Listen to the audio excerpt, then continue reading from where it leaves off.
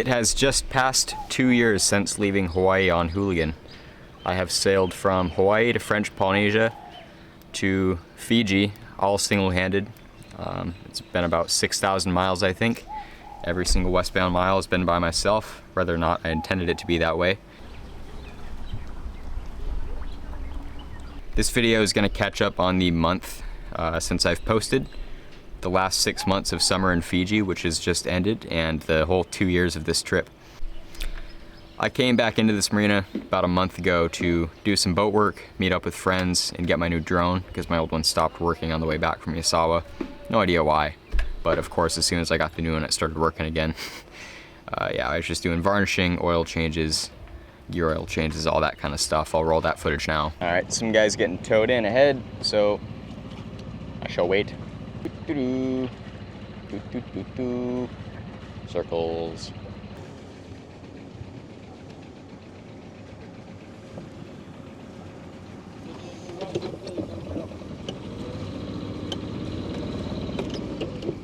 Here. Grab this.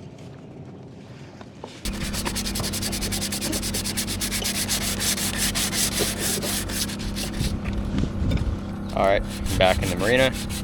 I already sanded down the handrail and the little trim here. I'm just going to do this tonight. It's not the most efficient way to do it because it'd be better to just do all of it at once, but I think it's better to be effective than to be efficient sometimes. So I'm going to wash it off now with the teat cleaner, and then I will mask it, and then I'll varnish it tomorrow morning.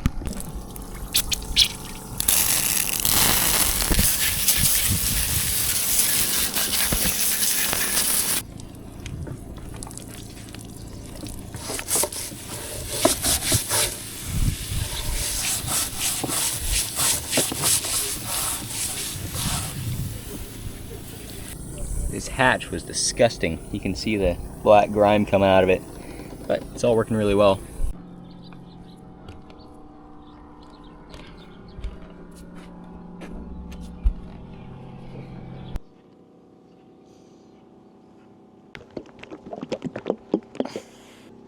All right, I sanded and masked the 2 deck trims yesterday and the hatch, so now I'm gonna open up the varnish, thin it, and lay it on. First coat's pretty easy because you've got to put like a 50 to 50 thinner to varnish ratio, so it's pretty hard to mess up. The next ones I'll have to do probably really early in the morning because it's going to be hot, and be more careful with the application. But this one, easy. It's going to look a lot better though.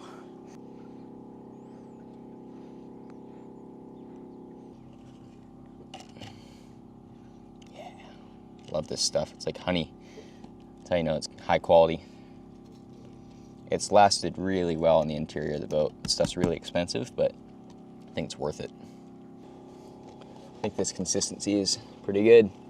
It's probably about 40% thinner, 60% varnish. Still thick enough to not just fall everywhere, but thin enough that it'll soak into the wood nicely, I think. Varnishing is one of my favorite things to do on the boat. It's so satisfying.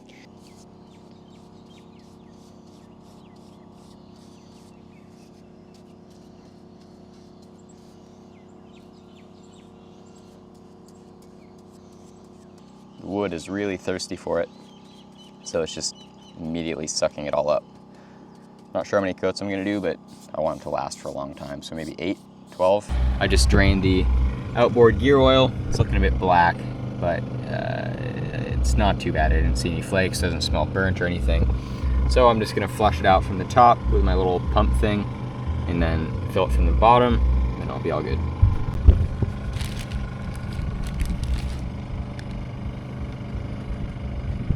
I hate the smell of this stuff. It's the nastiest type of oil. Probably should have warmed up the engine first. Shoot. Whatever, I'll do it again. Some later point.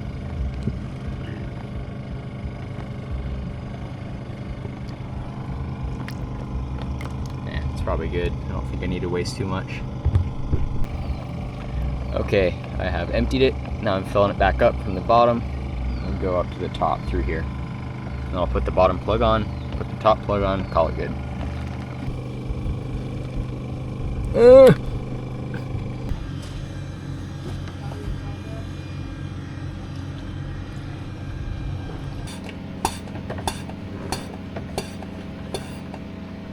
Today has been wildly exciting.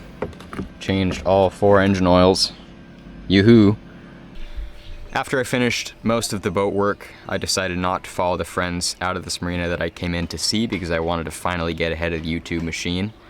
But I noticed this sort of strange sensation where I could not find the willpower to do anything that related to making these videos, loading up the boat to go sail by myself. Like I could run midday, peak heat, 5 miles, 3 miles, whatever, but when I came to filling up a water jug or writing down a video script, I just could not do it.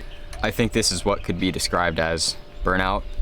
My guess is from spending just way too much time alone. My body started to say no, but at the same time, I sort of neglected a lot of opportunities to meet cool new people because I felt I needed to produce for this YouTube machine and these self-imposed deadlines. So after a few days of spinning in circles, my buddy Vang joined me. We sailed out to Musket Cove, got a lot of waves in. That was all good. I'm not saying this was a bad month. This is mostly about why I haven't been posting on YouTube, even though I fully intended to. And I have fully intended to for the last 2 years, basically. Yeah, it's nice and cold. Yeah, that's cool. You're the toughest PG in here. You too. No sweater.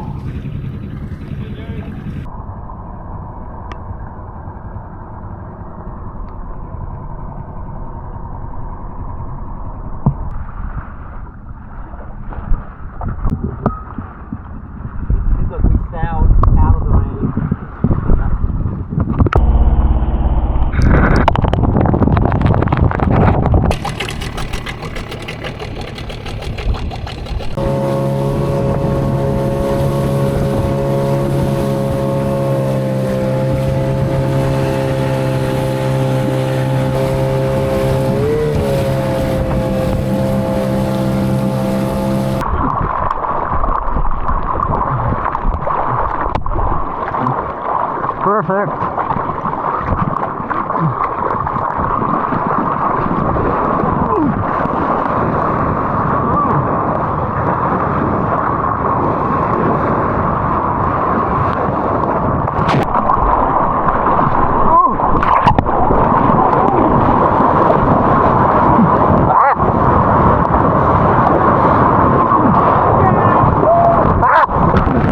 When Vang left after the surf died, I knew what I should be doing, which was make these videos, like the how to sail videos, and sail up the Asawas, make all these videos I planned on doing, but it's like I literally could not find any energy to do this stuff. And this wasn't just, sort of tired. Hardly make breakfast, hardly inflate the dinghy, hardly get the energy to surf as soon as I tried to start thinking about producing these videos by myself. Especially knowing that I actually turned down doing other fun stuff that I would have enjoyed to make these videos. A lot of times I think it's actually just easier to not do the things you want to do than it is to do the hard things that you should do. This was sort of a weird thing because it's like, if I can't enjoy sailing to these islands by myself, what will I enjoy doing? At that point, once I was finding it basically impossible to find the drive to go explore these islands, I decided it was just time to fly home, leave the boat, maybe go learn to fly in Alaska or something, because I got to do something completely different, or it's not actually a break. But my friends from Denmark showed up, and I've actually spent the last 2 weeks or so hanging out with them. It's been a good month overall. It's just not been stuff I can really film. Yeah, I took 14 people sailing on Hooligan. That was fun. That beat my record in Hawaii by 1. I did the best scuba dive of my life, diving with a bunch of bull shark.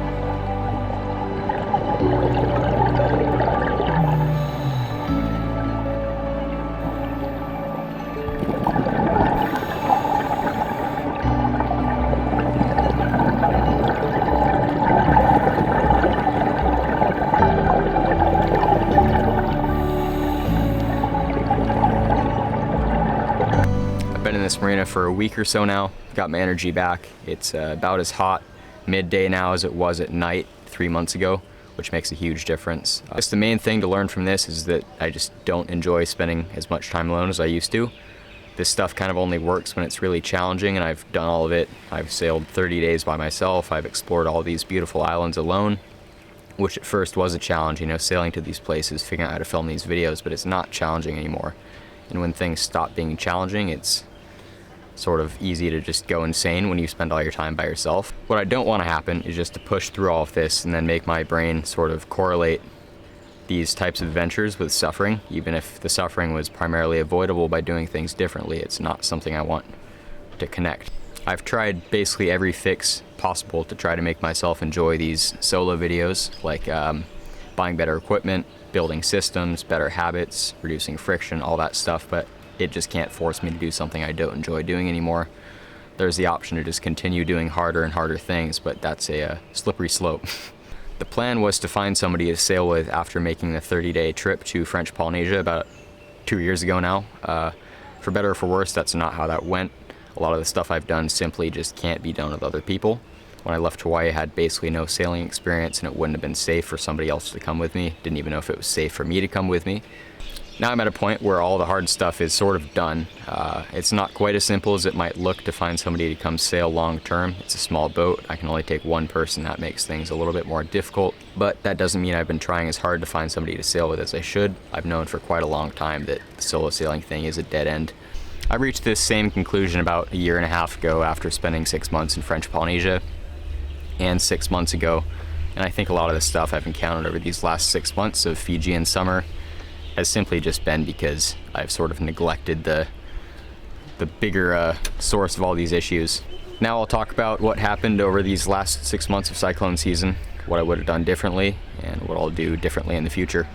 I came into this marina 6 months ago, or in late September, I guess, following my friends Alibaba in here. The plan was to get the boat prepped to sail to Australia and move on so that I could just find more going on. As I've said, I don't actually enjoy exploring these places by myself. And earlier that year, around when I sailed to Fiji from French Polynesia, I ran my health into the ground. A lot of that stuff never made it to YouTube, but I was getting infections basically every week or two, whether it's a cold, a skin infection, any of that stuff. I think it was just due to not sleeping, poor diet on the passages and all that, but around the time I was supposed to sail to Australia, I got a spider bite in my hand, and I had red streaks just going all the way up to my armpits towards the heart. So that's why I ended up staying here. And after that, I didn't really have much of a plan other than to fix the boat up over summer, see more of these islands, maybe find someone to sail with, and spend 2 months in New Zealand hiking and such. Most of that didn't happen, and the stuff that did took a lot longer than it should have. So, lesson number 1. If you don't come up with a plan, life is going to come up with one for you, and it's not going to be the one you want. Number 2, work and play will expand to fill the allotted time. YouTube makes this really difficult because there's never a clear line between work and play. On the other hand, a lot of the work I did, such as the lithium batteries, the windlass and all that, could have been done in 1 to 2 to 3 weeks if I just properly planned the whole thing, so that's on me. Number 3, the most important one for me probably, is just to set reasonable goals, because usually, for as long as I can remember, I set goals so unachievable that I just basically fail to even start attempting them.